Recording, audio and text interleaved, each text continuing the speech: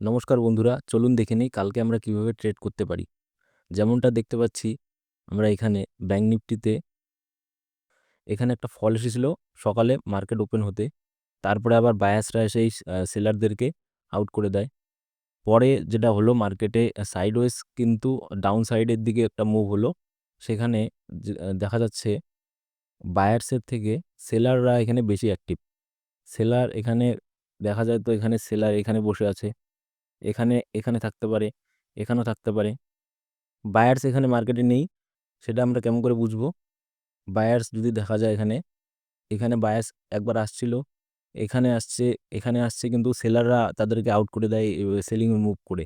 এই সেলারকে দেখেই কালকে আমরা এখানে ট্রেড নেব সেলিং সাইডে।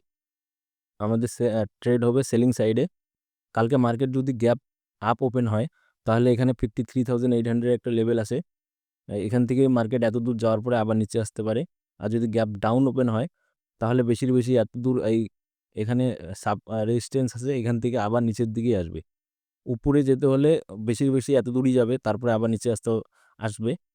তার জন্য আমরা সেলিং সাইডের ট্রেডই আইডেন্টিফাই করব। তো চলুন দেখা হবে কালকে লাইভ ট্রেডে।